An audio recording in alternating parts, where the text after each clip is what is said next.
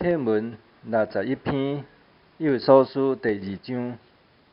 恁这以前离开上帝远远的外邦人，现在靠基督耶稣通过伊的死，已经甲上帝亲近。基督促进咱的和平，伊有互犹太人甲外邦人成做一个。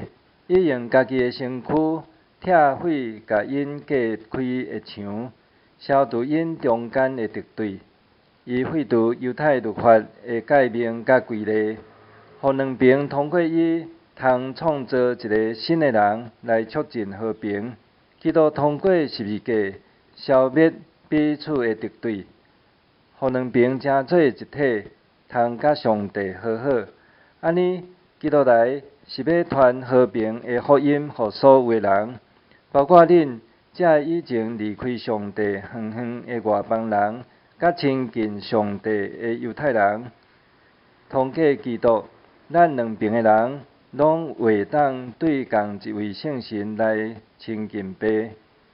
所以，恁外邦人已经毋是外国人，毋是出外人，是甲上帝子民平平做国民，做上帝的家族，建立伫先知甲使徒所下的地基顶，用基督耶稣本身做上重要的基石。